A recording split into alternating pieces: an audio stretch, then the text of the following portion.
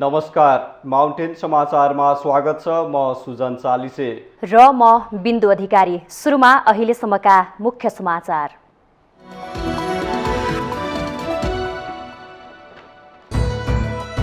Budget बनाउँदा करको दर हेरफेरमा अनाधिकृत व्यक्तिको प्रवेश नदेखिएको संसदीय छानबिन समितिको निष्कर्ष। बहुमतको आडमा अर्थमन्त्रीलाई चोख्याएको एमालेको आरोप। एसपीपीमा सहभागी नहुने पत्र अमेरिकालाई पठाइसकेको परराष्ट्र मन्त्रीको जवाब। सरकार स्वतन्त्र परराष्ट्र नीति सञ्चालन गर्न सक्षम रहेको भनाई। तत्काल समाजवादी केन्द्र नबन्ने माओवादी केन्द्रका अध्यक्ष दाहालको प्रश्नोक्ति। चुनावी मोर्चा र पार्टी एकता संयोजन समिति मार्फत एउटै घोषणापत्र बनाउन छलफल चलेको भनाई। सुपारीको डीएनए परीक्षण गरेर मात्र आयात निर्यात गर्न संसदीय समितिको सरकारलाई निर्देशन। सुपारीमा राजनीतिक र अन्य सम्बन्ध खोज्नुपर्नेमा सांसदहरूको जोड। बाँके प्रहरीद्वारा कोहलपुरका 21 वर्षीय सर्जन विकको हत्या आरोपमा पक्राउ परेका 6 जना सार्वजनिक बीमाबाट 2.5 करोड लिन सुनियोजित हत्या भएको प्रहरीको ठहर। ताइवानको विषयलाई लिएर अमेरिकी र चिनिया राष्ट्रपति बीच भएको वार्ता आक्रोशपूर्ण। आगोसँग खेल्ने मान्छे जल्ने राष्ट्रपति सीको चेतावनी। र वेस्ट इन्डिज विरुद्ध 5 मध्ये पहिलो टी20 अन्तर्राष्ट्रिय क्रिकेटमा भारत विजयी। भारतसँग घरेलु टोली वेस्ट इन्डिज 68 रनको फराकिलो अन्तरले पराजित।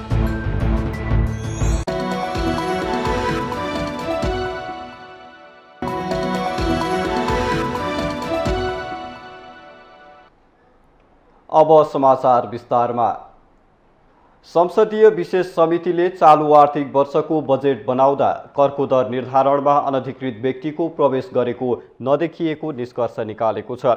समितिमा पनि बहुमतका आडमा सत्तापक्षले देखाएको हट र अर्थका अधिकारीहरूले समर्पणले संसदीय छानबिन समिति शर्मालाई चोख्याउने काम मात्रै भएको भन्दै एमालेले प्रतिवेदनमा असहमति जनाएको छ।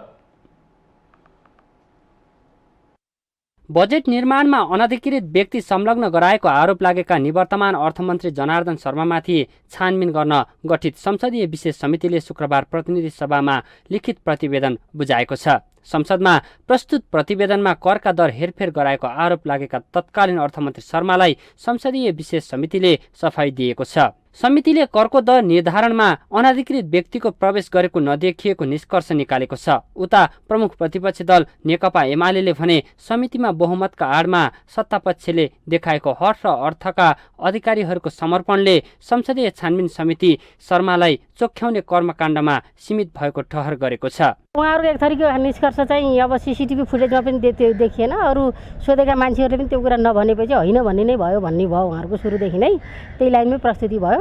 तर चाहिँ होइन भन्ने पनि त तथ्य आधार प्रमाण त भएन नि त भन्ने चाहिँ हाम्रो कुरा हो। हामीले ठ्याक्कै नियत हो या होइन भन्न पनि सकिएन। हामीले प्रविधिमा पठाएको थियौँ। प्रविधिले चाहिँ त्यो एकदम 0 सेकेन्डको क्लिप फोटो मात्रै देखाउने कुरा सम्भव भयो भन्नुभयो होइन।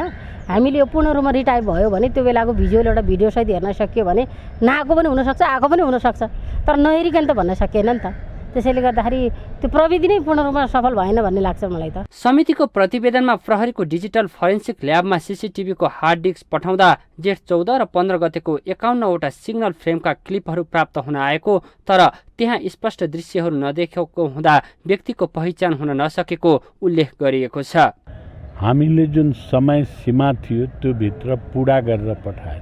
लोकतन्त्रमा सबैलाई आफ्नो आफ्नो पक्ष राख्ने, बोल्ने, विचार दिने र त्यो विचारलाई हामीले सम्मान गरेका छौँ। हामीले चोख्याए भन्ने पनि भनिराखेका छ, हामीले फसायो भन्ने भोलि पनि भन्थे।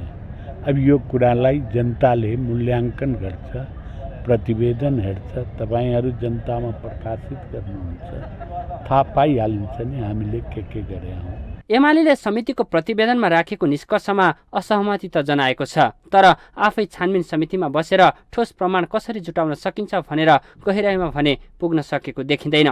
नेपालको सबैभन्दा महत्त्वपूर्ण सरकारी मन्त्रालय र कार्यालय रहेको सिंहदरबारमा नै सीसीटीभी सम्बन्धी सरकारी कार्यविधिको पालना नभएको यो छानबिनबाट प्रष्ट देखिन्छ। किनकि सीसीटीभी सम्बन्धी कार्यविधिको पालना भएको भए अर्थ मन्त्रालयले 13 दिनसम्म मात्र भिडियो सुरक्षित रहने अपत्यारिलो जवाफ दिन गाह्रो हुन्थ्यो। मोबाइल जुन छ त्यो लोकेसन, त्यसको त्यो हेर्नुपर्ने भन्ने कुराको विवाद रह्यो। जस कारणले त्यसमा के भयो भने अब धेरै साथीको यो भनाइ थियो कि यो चाहिँ न्यायिक पक्षले मात्र गर्न सक्छ, हामीहरूले गर्न सक्ने कुरा भएन र केही होइन, यो नगरिकन हुँदैन, मात्र एउटै कुरामा विवाद त्यहाँ चाहिँ अर्क्यो। त्यसले गर्दा उहाँहरूले फरक मत चाहिँ खास गरिकन हाम्रो जुन एमालेबाट प्रतिनिधित्व गर्नुहुन्छ मान्यजीहरूले फरक मत 28 बुन्दामा हाल्नुभएछ। एमालेको असहमतिसँगै बजेटमा अनाधिकृत व्यक्तिको प्रवेश थियो कि थिएन भन्ने विषय अन्यलमै त रह्यो। सँगसँगै यो प्रकरणले प्रमुख प्रशासनिक केन्द्रको सुरक्षा प्रणाली नसुधार्ने हो भने जुनसुकै बेला अप्ठ्यारो अवस्था आउन सक्छ भन्ने प्रश्न भएको छ। माउन्टेन टेलिभिजन एचडीका लागि क्यामेरामा विवेक श्रेष्ठका साथमा बटुक राजगीरको रिपोर्ट। यसैबीच नेकपा एमालेका उपमहासचिव तथा संसदीय छानबिन समिति सदस्य प्रदीप कुमार गेवालीले संसदमा बुझाएको प्रतिवेदन अपूर्ण रहेको जिकिर गर्नुभएको छ। शुक्रबार प्रतिनिधि सभाको बैठकपछि संसद भवन बाहिर सञ्चारकर्मीहरूलाई प्रतिक्रिया दिँदै उहाँले सत्ता पक्षका सांसदहरूले करका दर हेरफेर गर्न अनाधिकृत व्यक्ति प्रवेशबारे अध्ययन अनुसन्धान गर्ने सबै विधि प्रयोग गर्न सहमत नभएको बताउनुभयो। गेवालीले छानबिनको लागि अर्थ मन्त्रालयले बजेट निर्माणको अन्तिम दिन करका दर हेरफेर गर्न बस्ने कर्मचारीको नाम समेत उपलब्ध नगराएको आरोप लगाउनुभयो। मोबाइल चाहिँ लोकेसन पत्ता लगाउने कुरा, अर्थ मन्त्रालयमा त्यस दिन रहेका सबै कर्मचारीहरूको नाम नामेसी लिएर उनीहरूसँग सबैसँग चाहिँ बयान लिने कुराहरू जस्ता कयौँ प्रश्नहरूमा चाहिँ समिति त्यो प्रश्नमै एक ठाउँमा उभिन सकेन। त्यसो भनौँ अब सत्तापक्षका कतिपय मान्यजीहरू त्यो विषयमा प्रवेशै गर्न चाहनु भएन। त्यसो भइसकेपछि अनुसन्धान नै अधुरो रह्यो। त्यस्तै छानबिन समिति सदस्य एवं नेकपा माओवादी केन्द्रका सांसद शक्ति बहादुर बस्नेतले सीसीटीभी फुटेज र अर्थ मन्त्रालयका कर्मचारीहरूसँग भएको छलफलको आधारमा करका दर हेरफेर गर्न अनाधिकृत व्यक्ति प्रवेश नगरेको निष्कर्षमा पुगेको बताउनुभयो। अब यो अनाधिकृत व्यक्तिको प्रवेशको बारेमा यथेष्ट अब त्यहाँ आधारहरू देखिएन। कति र कर्मचारीहरूसँग भएको छलफलको आधारबाट हेर्दाखेरि त्यहाँ कुनै पनि अनाधिकृत व्यक्तिको उपस्थिति रहेको देखिएन। यो छलफलको एउटा निष्कर्ष यही हो। बस्नेतले सबै विषयमा सबै सदस्यको एउटै मत नहुने भन्दै उपलब्ध तथ्यका आधारमा समितिले छानबिन गरेको बताउनुभयो।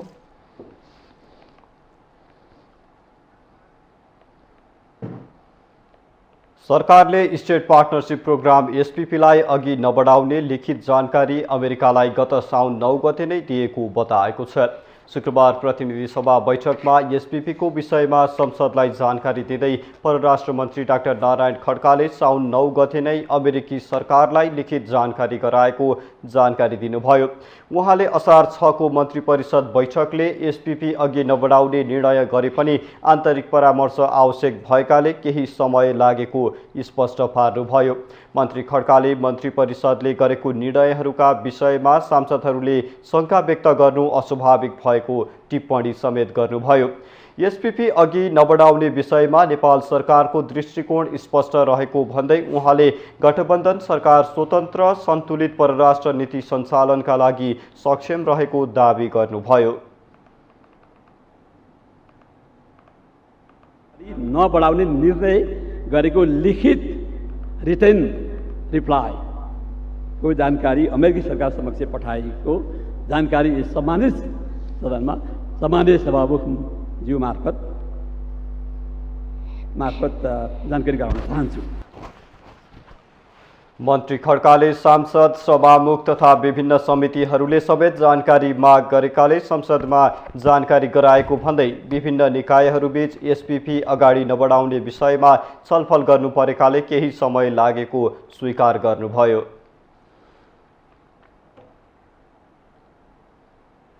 नेपाल भ्रमणमा रहनुभएका अमेरिकी सहायक विदेश मन्त्री डोनाल्ड लू र प्रधानमन्त्री शेरबहादुर देउवाबीच भेटवार्ता भएको छ। सहायक विदेश मन्त्री लूले प्रधानमन्त्री देउवासँग सरकारी निवास बालुवाटार पुगेर भेटवार्ता गर्नुभएको हो।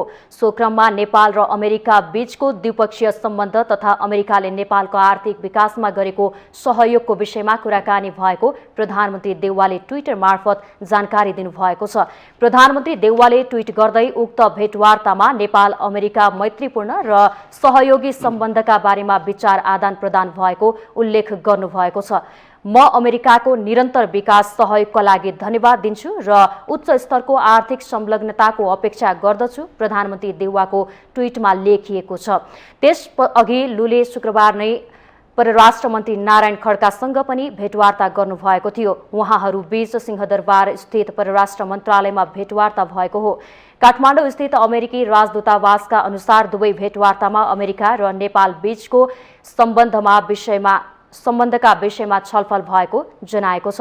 दूतावासले अमेरिका नेपाल 75 वर्षको साझेदारी र जनता बीचको सुमधुर सम्बन्ध लगायतका विषयमा छलफल भएको उल्लेख गरेको छ।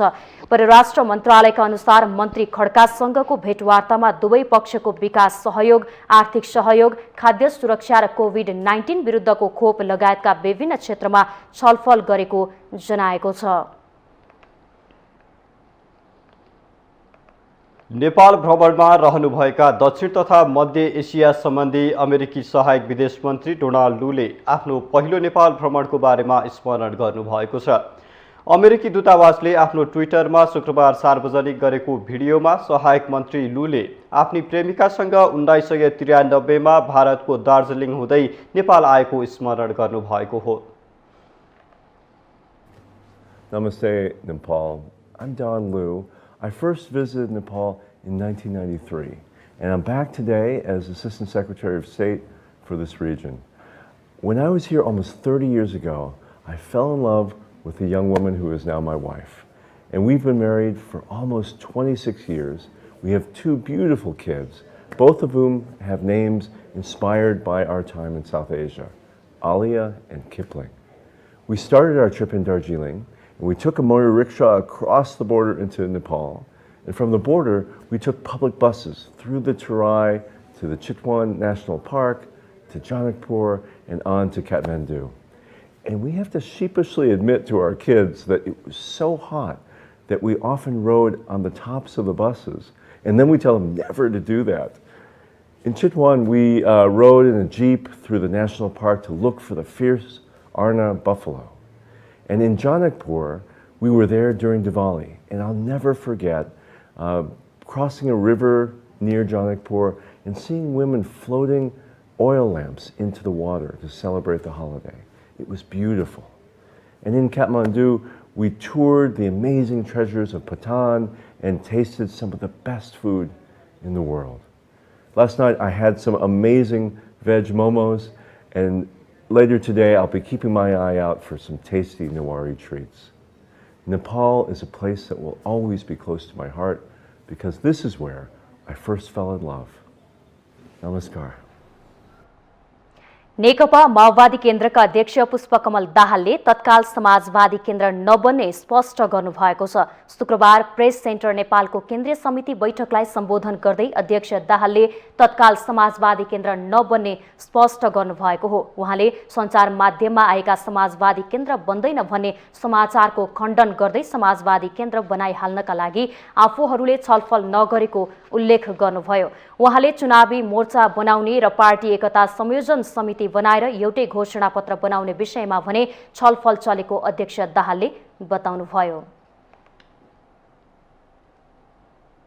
एउटा ऐतिहासिक आवश्यकताले संविधानको रक्षा, राष्ट्रको रक्षा र गणतन्त्र संहिताको रक्षाको निम्ति यो बनेको हुनाले यो गठबन्धन अहिले कायम रहन्छ।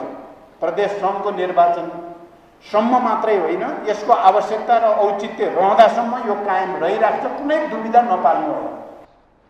अध्यक्ष दाहालले वर्तमान सत्तारूढ गठबन्धन प्रदेश र सङ्घको निर्वाचनसम्म कायम रहने भन्दै गठबन्धनको आवश्यकता र औचित्य रहँदा निर्वाचनपछि पनि गठबन्धन कायम रहने बताउनुभयो। पछि उठाइयो लौ यो अर्थतन्त्र र यो बजेट राम्रो छ भन्ने हुँदै थियो, सबैले त्यसलाई स्वागत गर्दै थिए। राति 12 बजे अनाधिकार मान्छेलाई ल्याएर करका दरमा हेरफेर गर्यो, अर्थमन्त्रीले र यसलाई कारबाही गर्नुपर्छ भनेर यति धेरै चाहिँ प्रचार गरियो। अनि हामीले अझ मैले नै भन्नुपर्छ अध्यक्षको हैसियतले छानबिन गर्ने, ल खाएको बिख पो लाग्छ, नखाएको बिख त लाग्दैन, छानबिन गर्न तयार। संसदीय छानबिन भनियो, र संसदीय छानबिन नै तय सही भनियो। संसदीय छानबिन 10 दिनको टाइम दिइयो, 7 दिन थपियो।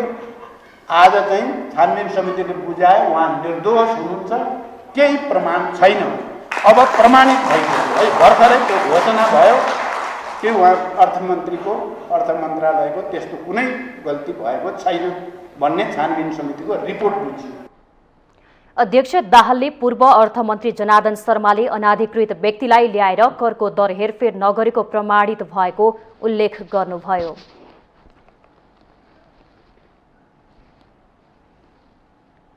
माउन्टेन समाचारमा पालो भएको छ विश्रामको।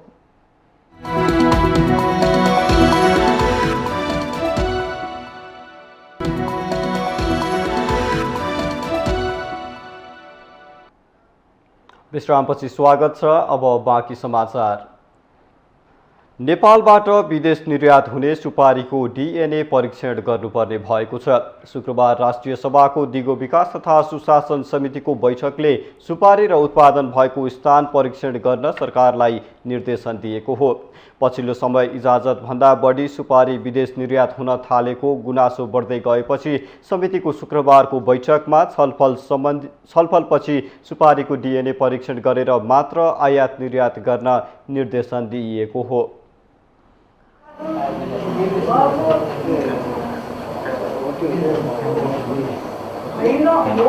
भन्ने डीएनए टेस्ट गरेर पुरा बुझ्नु कारबाही अगाडि बढाउने निर्देशन दिने निर्णय गर्यो। समितिको बैठकमा भन्सार विभागका प्रमुख कमल प्रसाद भट्टराईले स्थानीय कृषि ज्ञान र नेपाल उद्योग वाणिज्य सङ्घले उत्पत्तिको प्रमाणसहित सिफारिस गरेपछि सामान्य प्रक्रिया पुर्याएर निर्यात गर्न दिने गरेको जानकारी गराउनुभयो। अन्य महसुलहरू हामी दिँदैनौँ। सामान्य रूपले भन्सारमा एउटा फारम भर्नुपर्ने हुन्छ, 113 रुपियाँको त्यही फारम भरेर निर्यात गर्ने अवस्था हुन्छ। अन्य प्रमाणपत्रहरूमा हामीले भनिहालेँ कृषि ज्ञान केन्द्र र सम्बन्धित उद्योग वाणिज्य सङ्घले सिफारिस गरिदिइसकेपछि सरकारले निर्यात गर्ने गर्छ। बैठकमा अर्थ मन्त्रालयका राजस्व सचिव कृष्णहरि पुष्करले अर्थ मन्त्रालय र भन्सार विभागले व्यापार सहजीकरणमा मात्र जोडिने भएकाले सबै दायित्व नहुने जिकिर गर्नुभयो। एउटा कोर जबभित्र पर्ने भएकोले हामी ट्रेड फेसिलिटेसन गर्छौँ र यो विषयमा उत्पादनको विषयमा मेरो विचारमा किन हो थाहा भएन। तर उद्योग वाणिज्य आपूर्ति मन्त्रालयको सचिवज्यू र खास गरी कृषि मन्त्रालयका सचिवज्यू वा त्यहाँका अधिकार प्राप्त अधिकारीहरू आएर भन्दाखेरि अलिकति थप स्पष्ट हुन्थ्यो। त्यस्तै बैठकमा प्रहरी महानिरीक्षक धीरज प्रताप सिंहले विराटनगर भन्सार नजिक नियन्त्रणमा लिएको सुपारी अनुसन्धानको क्रममा रहेको जानकारी दिनुभयो। स्याम्पल कलेक्सन गरेर हामीले राजसंस्थान पठाउँछौँ र त्यसलाई चाहिँ टेस्ट गरेर के हो थाहा त सामुन्ने ल्याइदिनु भन्ने प्रहरीको अनुरोध छ। र त्यसमा चाहिँ नेपालमै उत्पादित भएको भनेपछि अब कानुन रिलिज भइ नै हाल्छ। म मान्य अध्यक्ष सदस्यज्यूलाई जाहेर गर्छु, यदि त्यो बाह्य देशबाट उत्पादित ल्याएर यहाँबाट पठाउन लागेको भने कानुन बमोजिम त्यसलाई जे गर्नुपर्ने हो त्यही नै हुन्छ, कानुनमा त्यही नै छ। बैठकमा सांसदहरूले नेपालमा आयात र निर्यात हुने सुपारीको गहन अध्ययन हुन आवश्यक रहेको भन्दै सांसदहरूले सुपारीमा राजनीतिक र अन्य सम्बन्ध खोज्नुपर्नेमा जोड दिएका छन्।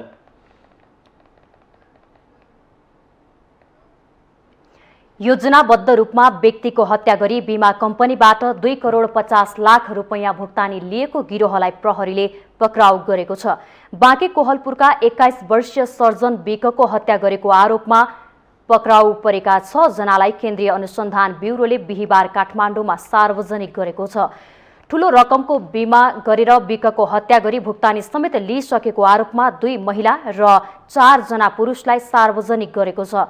पक्राउ पर्नेमा मृतकसँग नक्कली विवाह गरी बीमाबाट प्राप्त 2 करोड 50 लाख लिएकी 21 वर्षीय सपना मल्ल, मुख्य योजनाकार सञ्जीव अर्याल, बीमा एजेन्ट सरदार अहमद खाँ, विकले चलाएको मोटरसाइकलमा ठक्कर दिने टोप बहादुर राणा छेत्री, बीमाको भुक्तानी लिन सघाउने दीपक केसी र विवाह गरेर विदेश जाँदा फाइदा हुन्छ भनेर प्रतिवादी मल्ललाई सञ्जीवसँग चिन्जान गराउने ललिता सापकोटा रहेका छन्। यो गिरोहले गरिब परिवारका विकको अभिभावकलाई डिपेन्डेन्ट भिसामा अस्ट्रेलिया लैजाने भन्दै नक्कली विवाह गराई 2 करोड 50 लाख रुपैयाँको बीमा गराएको प्रहरीको दावी छ। नक्कली विवाह गरी इच्छाएको व्यक्तिको नाममा नक्कली श्रीमतीको नाम राखेर बैंक खाता खोलिएको र बीमा गराइएको पाइएको प्रहरी अतिरिक्त महानिरीक्षक उत्तमराज सुवेदीले बताउनुभयो। उहाँले वार्षिक आम्दानी 2 लाख मात्रै भएका युवकको 2 करोड 50 लाख रुपैयाँ बराबरको बीमा गराइएको र ती युवकलाई योजनामै हत्या गरिएको पाइएको दावी गर्नुभयो। हत्यापछि बीमाबाट आएको पैसा गिरोहका सदस्यहरूले बाँडेका थिए भनेपछि यो कुरालाई चाहिँ हामीले गम्भीरतापूर्वक लिएर नै अनुसन्धान अगाडि बढायौं। विकको 2078 वैशाख 2 गते बाँकेको कोहलपुरमा मोटरसाइकल दुर्घटनामा परि मृत्यु भएको थियो। मोटरसाइकल चलाउने लाइसेन्स समेत नभएका विकलाई गिरोहमै संलग्न टोप बहादुर राणा छेत्रीले चलाएको मिनी बसले टक्कर दिएको थियो।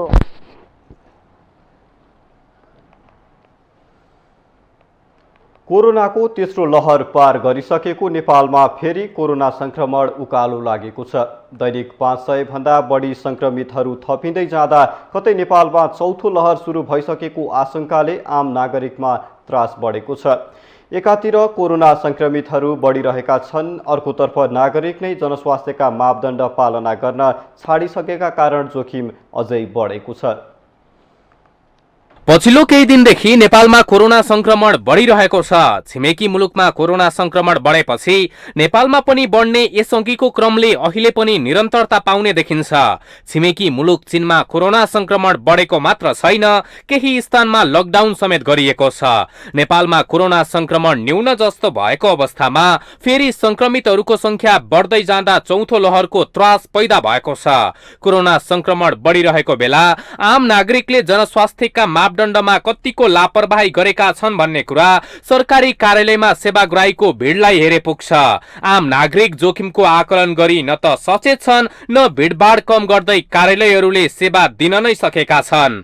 कोरोनाको पछिल्लो संक्रमण ओमिक्रोनको उपप्रजाति BF5 हुन सक्ने र यो अहिलेसम्मकै सबैभन्दा तीव्र गतिमा फैलिने भन्दै सतर्कता अपनाउन चिकित्सकहरूको सुझाव छ।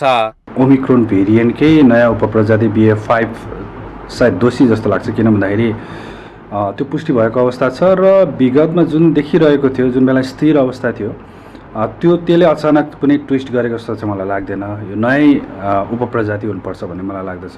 BF5 चाहिँ अहिलेसम्मकै कोरोना भाइरसहरूमध्येमा सबैभन्दा छिटो फैलन सक्ने क्षमता भएको मानिएकोले चाहिँ यसको चाहिँ अब एउटा मुख्य भूमिका चाहिँ म देख्दछु। एकातिर कोरोना संक्रमण उकालो लागिरहेको बेला सीमानाकाहरूमा खुलियाम आवाजावत भइरहेको छ। शुक्रबार मात्र 577 जनामा कोरोना संक्रमण पुष्टि भयो भने 2 जनाको मृत्यु भएको छ। 4356 सक्रिय संक्रमित छन्। 12 वर्ष भन्दा माथिका अधिकांश नागरिकले एकमात्र खोप लगाइसकेका छन्। त्यही अनुपातमा पूर्ण मात्रामा खोप लगाउन अझै बाँकी रहेको स्वास्थ्य मन्त्रालयको भनाइ छ।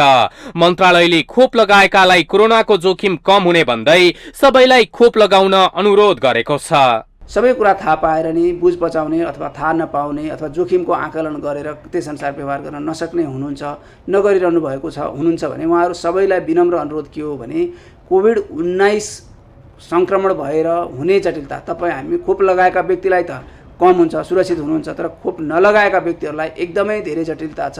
हामीले अस्पताल भर्ना, मानिसहरूको पछिल्लो समय भएको मृत्यु सबैलाई हेर्दा खोप नलगाएको व्यक्तिहरू बढी हुनुहुन्छ। कहीँ कतै तपाईँ हामी त त्यसमा पर्दैनौँ, त्यो चाहिँ हामीले ख्याल गरौँ। त्यसरी ख्याल गरेर खोप लगाउने अभियानमा र संक्रमण रोकथाम नियन्त्रण गर्नलाई जनस्वास्थ्यका मापदण्डहरूको पालना गर्ने गराउने अभियानमा सबैजना सरिक हौँ, सबैले एकअर्कालाई सहयोग गरौँ, साथ लियौँ। यो महामारीको समय हो, हाम्रो पुस्ताले भोग्नु परेको कठिन समय हो। आम नागरिकले अझै पनि स्वास्थ्य मापदण्डको पालना नगरेको खण्डमा कोरोनाको चौथो लहरको सामना गर्ने अवस्था नआउला भन्न सकिँदैन।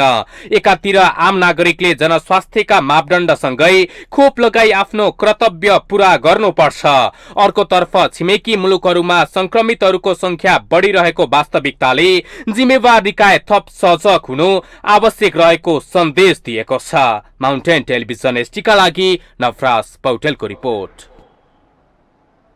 माउन्टेन समाचारमा पालो भएको छ विश्रामको।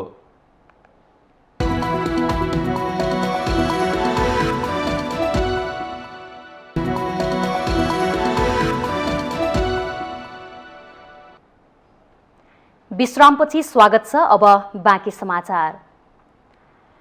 नेपालमा बाघको संख्या 355 पुगेको छ। अन्तर्राष्ट्रिय बाघ दिवसको अवसर पारेर शुक्रबार प्रधानमन्त्री शेरबहादुर देउवाले सार्वजनिक गरेको चौथो राष्ट्रिय बाघ गणनाको नतिजा अनुसार बाघको संख्या 355 पुगेको हो। गत मङ्सिर 19 गते शुरू भएर फागुन 28 गते भएको गणनामा बाघको संख्या 355 पुगेसँगै सन् 2022 सम्ममा संख्या दोब्बर बनाउने नेपालको संकल्प पनि पूरा भएको छ। सबैभन्दा धेरै चितवनमा राष्ट्रिय निकुञ्जमा 128 वटा बाघ छन्। त्यसैगरी बर्दिया राष्ट्रिय निकुञ्जमा 125, बाँकेमा 25, पर्सामा 41 र शुक्ला फाँटमा 36 वटा बाघ पाइएका हुन्। बाघ गणनामा राष्ट्रिय निकुञ्ज तथा वन्यजन्तु संरक्षण विभागले टाइगर एन्ड प्रे वेस्ट मोनिटरिङ प्रोटोकल 2017 ले निर्दिष्ट गरे अनुसार क्यामेरा ट्र्यापिङ र अकुपेन्सी सर्भे विधि अपनाएर गरेको थियो। सन् 2018 को गणनामा चितवनमा 93, बर्दियामा 87, बाँकेमा 21, पर्सामा 18 र शुक्ला फाँटमा 16 वटा बाघ पाइएको थियो। नेपाल बाहेक भारत, चीन, भुटान, रुस, Bangladesh, Vietnam, Myanmar, Malaysia, Indonesia, Thailand र लाओसमा पाटे बाघ पाइन्छ। नेपालमा बाघको संख्या बढेसँगै यिनको व्यवस्थापन, मानव वन्यजन्तु द्वन्द्व न्यूनीकरण, वासस्थान सुधार लगायत विभिन्न चुनौती पनि थपिएका छन्। बाघको संख्या दोब्बर भएसँगै सरकारले बाघ विशेष कार्यक्रम पनि ल्याउने तयारी गरेको छ। यता बाँके राष्ट्रिय निकुञ्जले पनि दिवस मनाएको छ। 2068 मा 4 वटा पाटे बाघ संरक्षणबाट सुरु गरिएको र हाल 25 वटा पुगेकोले हर्षित हुँदै बाँके राष्ट्रिय निकुञ्जले दिवस मनाएको हो। 2067 सालमा नेपाल सरकार मन्त्री परिषदको बैठकद्वारा बाँके राष्ट्रिय निकुञ्ज घोषणा भएको थियो भने बाँके राष्ट्रिय निकुञ्जलाई नेपालको कान्छो निकुञ्जको नामले पनि चिन्हिए गरिएको छ।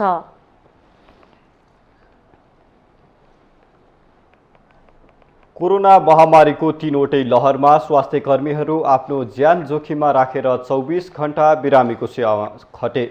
उनीहरूलाई थप हौसला दिन सरकारले भत्ता दिने निर्णय पनि गर्यो। दाङको तुलसीपुर उपमहानगरमा पनि करिब 132 जना स्वास्थ्य कर्मीहरू कोरोना महामारीमा खटिए, तर उनीहरूले अहिलेसम्म पनि सरकारले दिने भनेको जोखिम भत्ता पाउन सकेका छैनन्। कोरोना महामारीको समयमा स्वास्थ्य कर्मीहरू आफ्नो ज्यानलाई हत्केलामा राखेर रात दिन खटे। महामारीका क्रममा स्वास्थ्य कर्मीको अभाव नहोस् भनेर केन्द्र र स्थानीय सरकारले जोखिम भत्ता दिने निर्णय गरेका थिए, तर यति समय बित्दा पनि भत्ता नपाउँदा स्वास्थ्य कर्मीहरू निराश बनेका छन्। दाङको अन्य स्थानीय तहका स्वास्थ्य कर्मीहरूले भत्ता पाए पनि आफूहरूले भने नपाएको तुलसीपुर उपमहानगरका स्वास्थ्य कर्मीहरूको गुनासो छ। उग्रपन्थीमा खट्ने साथीहरूलाई जोखिम भत्ता दिनुपर्छ भनेर सरकारले पनि निर्णय गरेको र स्थानीय सरकारले पनि थप प्रोत्साहनका निम्ति हामी पनि तपाईँलाई हेर्छौँ भनेर एउटा जाने तत्कालीन मेयर घनश्याम पाण्डेजीले 78 साल वैशाख 19 गतिका दिन मेट्रो अस्पतालमा बसेर गरेको एउटा माइन्डिङ अनुसार पनि तपाईँलाई व्यवस्थापन गर्नुपर्छ, एम्बुलेन्स चालकहरूदेखि लिएर सुविधा दिन्छौँ भनेर सुरुमा चाहिँ भन्यो, तर अब त्यही अनुसार यहाँ तुलसीपुर महानगरपालिकामा पनि नगरपालिकाको मेयर साहबले समेत हामीसँग कोरोनामा खटिने स्वास्थ्य कर्मीहरूलाई हामी चाहिँ प्रोत्साहन स्वरूप 50% चाहिँ भत्ता उपलब्ध गराउँछौँ भनेर भन्नुभयो। तर विडम्बना भन्नुपर्छ, अब त्यो अहिलेसम्म पनि कुनै पनि स्वास्थ्य कर्मीले पाउन नसकिरहेको चाहिँ अवस्था छ। उपमहानगरपालिकाको जनस्वास्थ्य प्रवर्धन शाखाका अनुसार करिब 132 जनाले जोखिम भत्ता पाएका छैनन्। दिन्छु भनेको जोखिम भत्ता अहिलेसम्म नदिँदा समस्या भइरहेको शाखाले जनाएको छ। रात दिन खटिएका स्वास्थ्य कर्मी हुनुहुन्थ्यो, उहाँहरूको लागि चाहिँ सम्बोधन भएको अवस्था छैन। राज्य पक्षबाट, सङ्घीय सरकारबाट पनि त्यस जोखिम भत्ता प्राप्त हुन्छ भनेर हामीले चाहिँ भीमसेन मेट्रो अस्पतालदेखि लिएर त्यहाँ भर्ना गर्ने सबै व्यवस्थापन खर्च पनि नगरपालिकाबाट भयो, तर त्यो खर्च पनि अहिलेसम्म प्राप्त भएको अवस्था छैन। तुलसीपुर उपमहानगरले भने केन्द्रबाट कोरोनामा खटिएका स्वास्थ्यकर्मीहरूलाई जोखिम भत्ता दिने भने पनि रकम अभावको कारण भत्ता दिन नसकेको जनाएको छ। पैसा केन्द्रबाट आयो, कति बेला आयो भनेपछि 30 गतेका दिन बेलुका आयो, अनि 31 गतेबाट खाता बन्द हो, हामीले दिन पाएनौँ। त्यसपछि थपेर अर्को वर्ष दिनुपर्ने हो, यस वर्ष दिनुपर्ने हो, केन्द्रले पैसा पठाइदिएन। हामीले आधारभूत स्वास्थ्यको क्षेत्रमा नगरपालिकाले हेर्छ, सरुवा रोगका यस्ता ठुला कुराहरूमा केन्द्र सरकारले हेर्ने हो। केन्द्र सरकारबाट पैसा आयो भने हामीले उहाँहरूलाई भुक्तानी दिन्छौँ। महामारीको समयमा आफ्नो ज्यानलाई नै हत्केलामा राखेर नागरिकको सेवामा लागेका स्वास्थ्यकर्मीलाई आफै दिने भनेर अहिलेसम्म नदिनु अन्याय हो। जिल्लाका अन्य स्थानीय तहले पाउँदा तुलसीपुर उपमहानगरले नपाउनुमा केन्द्र र उपमहानगरको कमजोरी भएको स्वास्थ्यकर्मीहरूको भनाइ छ। महामारीको अर्को लहर फेरि नआउला भन्न सकिँदैन। यस्तो अवस्थामा स्वास्थ्यकर्मीलाई निरुत्साहित गर्नु उचित हुँदैन। माउन्टेन टेलिभिजन एचडीका लागि दाङ सहकर्मी विकास डाँगीको रिपोर्ट। चन्द्रागिरी केबलकार व्यवस्थापन समितिले चन्द्रागिरीको केबलकार 100% सुरक्षित रहेको बताएको छ। शुक्रबार पत्रकार सम्मेलन गरेर समितिले केबलकार 100% सुरक्षित रहेको बताएको हो। पत्रकार सम्मेलनमा समिति अध्यक्ष चन्द्र ढकालले पछिल्लो समय केबलकारको बारेमा सञ्चार माध्यमहरूमा विभिन्न नकारात्मक समाचार प्रकाशित भएको भन्दै चन्द्रागिरीको केबलकार 100% सुरक्षित रहेकाले चढ्न हिचकिचाउनु नपर्ने बताउनुभयो। केही समय अघि मात्र राष्ट्रिय सभाका अध्यक्ष गणेश प्रसाद तिमिल सिन्हा केबलकार चढ्दा रोकिएपछि सञ्चार माध्यममा चन्द्रागिरी केबलकारको बारेमा नराम्रा समाचार प्रकाशित भएको प्रति आफ्नो ध्यान गएको उहाँको भनाइ थियो। अध्यक्ष ढकालले केबलकारमा समस्या आउने तर ती समस्या तत्काल समाधान हुने दावी गर्नुभयो। हाम्रो चाहिँ भन्नाले जस्तो त्यो इमर्जेन्सी ड्राइभको माध्यमबाट वास्तवमा त्यो गोन्डोलामा चाहिँ भएको चाहिँ व्यक्तिहरूलाई तल चाहिँ अफलोड चाहिँ गराउने चाहिँ व्यवस्था चाहिँ छ। त्यो 100% चाहिँ सेफ्टी चाहिँ हुन्छ। चन्द्रागिरीमा अहिले 38 वटा गन्डोला सञ्चालनमा छन्।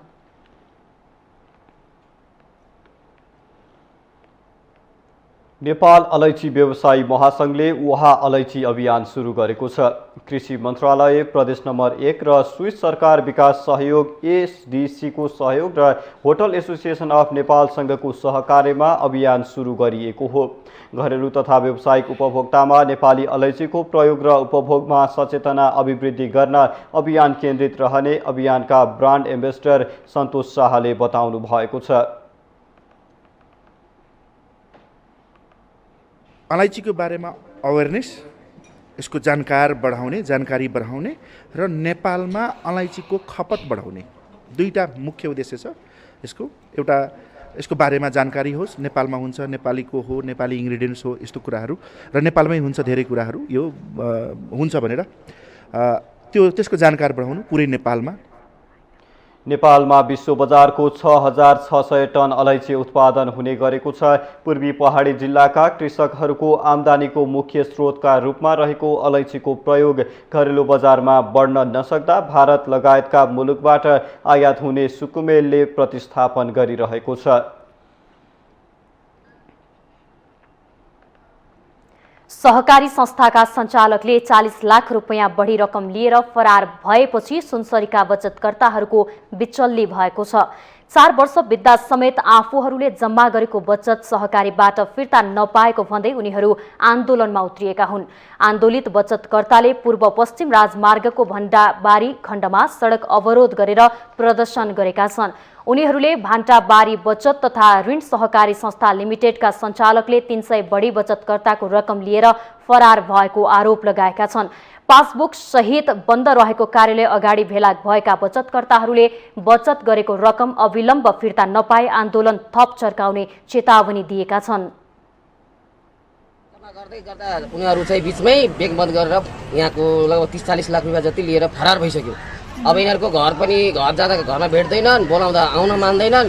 अब हामी के गर्नु, कसो गर्नु, कहाँ पुग्दा हाम्रो पैसा हामीले दुःख गरेर कमाएको पैसा कसरी उपलब्ध हुन्छ? कोठीको केकरो अंगना बुढ़का केकरो थरिया मिलके कोई पण छैन, सबका पता गरे तना करके जर के आए मुसीबत पड़ले एको पैसा न दे रहल छै, सब कोई पैसा चपुत के भए गेले। सरकार प्रणाम करे छी। यता सहकारी संस्थाका एजेन्टका रूपमा रहेका बचत संकलनकर्ता सूर्य नारायण साहुले आफूले स्थानीयबाट बचत संकलन गरी रकम जम्मा गरे पनि सहकारी संस्थाले भुक्तानी दिन आनाकानी गर्दा समस्या निम्तेको बताउनुभयो। यता सहकारी संस्थाका सञ्चालक समूहले भने बचतकर्ताबाट संकलित रकम लगानी गरेको हुँदा रकम उठ्न ढिला भएकाले भुक्तानी दिन समस्या परेको बताइएको छ। सञ्चालक समितिका अध्यक्ष मनोज यादवले संस्थाले प्रवाह गरेको ऋण र जम्मा गरेको रकमका सवालमा बचतकर्तासँग मतभेदको अवस्था सृजना हुन पुग्दा अवस्था असहज बन्न पुगेको बताउनुभयो। अडिट रिपोर्ट प्राप्त हुन साथ बचतकर्ताको रकम फिर्ता दिइने उहाँको भनाइ छ।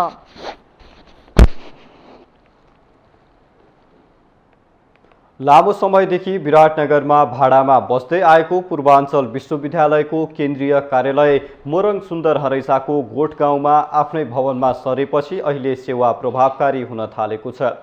आफ्नै संरचना बनिसक्दा समेत लामो समय विराटनगर भाडामा बसेर गत वर्ष सुन्दर हरैसाको गोठ गाउँमा सरेको हो।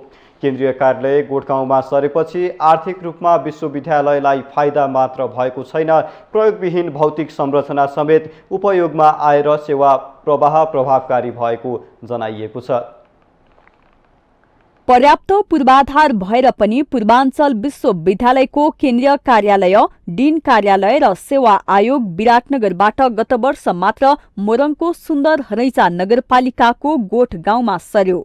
विराटनगरबाट प्रशासनिक तथा अन्य काम सञ्चालन गर्दा लाखौं रुपैयाँ घर भाडामै भइरहेको खर्च अहिले जोगिएको छ। साथै विश्वविद्यालयको काम समेत प्रभावकारी हुन थालेको छ। गोठगाउँबाट प्रशासनिक काम सञ्चालन हुन थालेपछि कर्मचारीको क्षमतामा समेत वृद्धि भई सेवा प्रवाह प्रभावकारी हुनुका साथै प्राज्ञिक प्रशासनिक र सेवा प्रवाहमा विश्वविद्यालयले गति लिएको छ। पुष्पलाल चोकको केन्द्रीय कार्यालय भनेर त्यहाँ राखेको थियो, त्यो उसको आफ्नै भवन थियो, जनता क्याम्पस, त्यसैमा चाहिँ हामीहरूको थियो। त्यहाँबाट यहाँ आउँदाखेरि धेरै कुराहरूमा सहज चाहिँ के भएको छ भनेर भन्दाखेरि जस्तो हामीहरूलाई कुनै किसिमको डिस्टर्बेन्सहरू छैन हैन, र त्यस पछाडि काम गर्नको लागि पनि सबैले जस्तो यहाँको इन्भाइरोमेन्ट नै अलिकति वातावरण नै कस्तो छ भन्दाखेरि काम गर्ने खालको छ हैन, त त्यसै कारणले गर्दाखेरि काम गर्नको लागि चाहिँ धेरै सहजहरू चाहिँ भएको छ। अब अन्य खर्चहरू पनि वास्तवमा कम चाहिँ भएको छ यहाँ आउँदाखेरि। केन्द्रीय कार्यालयका लागि करोडौंको लागतमा बने पनि मुख्य कार्यालय नसरेका कारण लथालिङ्ग संरचनाहरूको समेत उचित प्रयोग हुन थालेको छ। आफ्नै भवनमा सरे पनि विश्वविद्यालयले अझै धेरै पक्षमा सुधार गर्नुपर्ने स्थानीयको सुझाव छ। विश्वविद्यालयको जग्गा अतिक्रमण रोक्न भन्दै स्थानीयले मेडिकल कलेज सञ्चालन तथा अस्पतालको स्तरोन्नतिको माग गरेका छन्। भाडामा बसेको विश्वविद्यालय आफ्नै भवनमा आए पनि अपेक्षा अनुसारको काम भने अझै नभएको नगरपालिकाले जनाएको छ। खास गरेर 74 को सङ्घको निर्वाचन पश्चात ऐनलाई संशोधन गरेर यहाँ पूर्वाञ्चल विश्वविद्यालयको केन्द्रीय कार्यालय आइसके पश्चात एक ढङ्गले यस क्षेत्रका मान्छे हामी बासिन्दाहरू चाहिँ अलिक आशावादी भएको एउटा अवस्था हो। तर पनि अहिले हाम्रो अपेक्षा अनुसार जुन ढङ्गले पूर्वाञ्चल विश्वविद्यालय अगाडि बढ्नुपर्ने हो त्यो रूपमा हामीले अहिले पनि पाउन सकेका छैनौँ। यद्यपि विगतमा विभिन्न बहानामा विश्वविद्यालयलाई आन्दोलनको थलो बनाई आफ्नो स्वार्थ सिद्ध गर्ने प्रचलन थियो। राजनीतिक खिचातानी र स्वार्थका कारण 27 वर्षसम्म पनि भाडाको घरमा सञ्चालन भएको विश्वविद्यालय आफ्नै भवनमा सरेपछि केही सहज भएको छ। यस्तो अवस्थामा विश्वविद्यालयलाई राजनीतिक विसङ्गतिबाट मुक्त गरेर अध्ययन अनुसन्धान गर्ने प्राज्ञिक थलोको रूपमा विकास गर्न ढिलाइ गर्नुहुन्न। माउन्टेन टेलिभिजन एचडीका लागि विनोद आचार्यको रिपोर्ट। हामीसँग आर्थिक अन्तर्राष्ट्रिय र खेलकुद समाचार बाँकी नै छन्। माउन्टेन समाचारमा पालो भएको छ विश्रामको।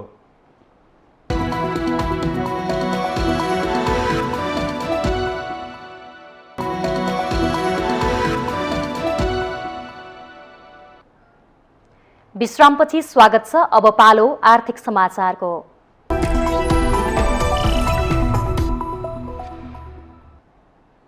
उद्योग वाणिज्य तथा आपूर्ति मन्त्री दिलेन्द्र प्रसाद बडुले नेपाल उद्योग वाणिज्य महासंघको भिजन पेपर 2030 सँग सरकारले सम्झौता गर्ने बताउनु भएको छ।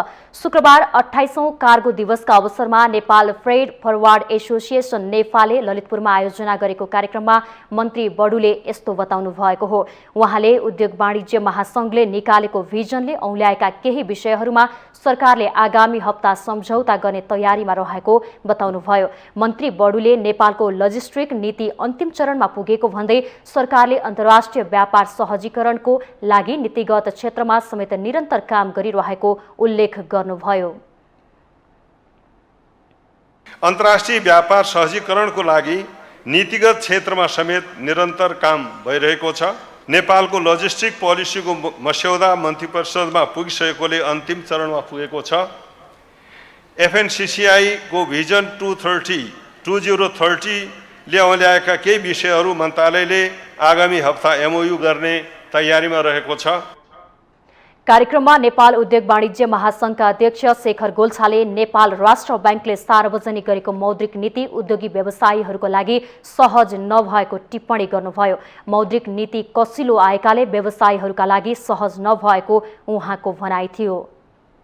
आएको छ, यो मौद्रिक नीति कसिलो भएको छ। यो मौद्रिक नीति हामी सबै उद्योगी व्यवसायीहरूको लागि सहज हुँदैन, किनभने यसले अझ बढी ब्याज दरलाई वृद्धि गर्छ, अझ बढी तरलताको समस्यालाई बढाउँछ। तर हामीलाई के विश्वास छ भने यो सानो समय, एउटा छोटो समयको लागि मात्रै हुन्छ र दीर्घकालीन रूपमा यो मौद्रिक नीतिले अहिले आएको समस्याहरूलाई सम्बोधन गर्छ भन्ने हामीले विश्वास पनि लिएका छौँ। नेपाल चेम्बर अफ कमर्सका अध्यक्ष राजेन्द्र मल्लले प्रतिनिधि सभाको बजेट अधिवेशनबाट नै आर्थिक ऐनहरू संसदबाट पास गर्नुपर्ने बताउनुभयो। 4-5 वर्षदेखि गरेको मेहनत खेर जान सक्ने आशंका भएकोले यो संसदमा रहेको विधेयकलाई यही चाहिँ वर्षीय अधिवेशनमा आर्थिक क्षेत्रसँग रिलेटेड सम्पूर्ण विधेयकहरू चाहिँ पारित गर्नुको लागि चाहिँ म अनुरोध गर्न चाहन्छु माननीय मन्त्रीलाई। मौद्रिक नीतिले विगतमा व्यवसायीहरूलाई दिएको सुविधा समेत कटौती भएको तथा बैंकको ब्याज दरको बेस रेटको प्रिमियम 4% लिने नीतिले अत्याधिक महँगी बढाउन सक्ने उहाँको भनाइ थियो।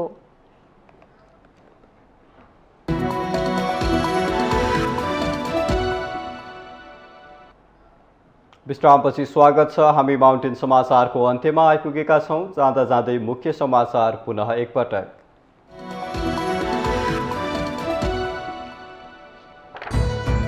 बजेट बनाउँदा करको दर हेरफेरमा अनधिकृत व्यक्तिको प्रवेश नदेखिएको संसदीय छानबिन समितिको निष्कर्ष। बहुमतको आडमा अर्थमन्त्रीलाई चोख्याएको एमालेको आरोप। एसपीपीमा सहभागी नहुने पत्र अमेरिकालाई पठाइसकेको परराष्ट्र मन्त्रीको जवाब। सरकार स्वतन्त्र परराष्ट्र नीति सञ्चालन गर्न सक्षम रहेको भनाई। तत्काल समाजवादी केन्द्र नबन्ने माओवादी केन्द्रका अध्यक्ष दाहालको प्रश्नोक्ति। चुनावी मोर्चा र पार्टी एकता संयोजन समिति मार्फत एउटै घोषणापत्र बनाउन छलफल चलेको भनाई। सुपारीको डीएनए परीक्षण गरेर मात्र आयात निर्यात गर्न संसदीय समितिको सरकारलाई निर्देशन। सुपारीमा राजनीतिक र अन्य सम्बन्ध खोज्नुपर्नेमा सांसदहरूको जोड। बाँके प्रहरीद्वारा कोहलपुरका 21 वर्षीय सर्जन विकको हत्या आरोपमा पक्राउ परेका 6 जना सार्वजनिक। बीमाबाट 2.5 करोड लिन सुनियोजित हत्या भएको प्रहरीको ठहर। ताइवानको विषयलाई लिएर अमेरिकी र चिनिया राष्ट्रपति बीच भएको वार्ता आक्रोशपूर्ण। आगोसँग खेल्ने मान्छे जल्ने राष्ट्रपति सीको चेतावनी। र वेस्ट इन्डिज विरुद्ध 5 मध्ये पहिलो टी20 अन्तर्राष्ट्रिय क्रिकेटमा भारत विजयी। भारतसँग घरेलु टोली वेस्ट इन्डिज 68 रनको फराकिलो अन्तरले पराजित।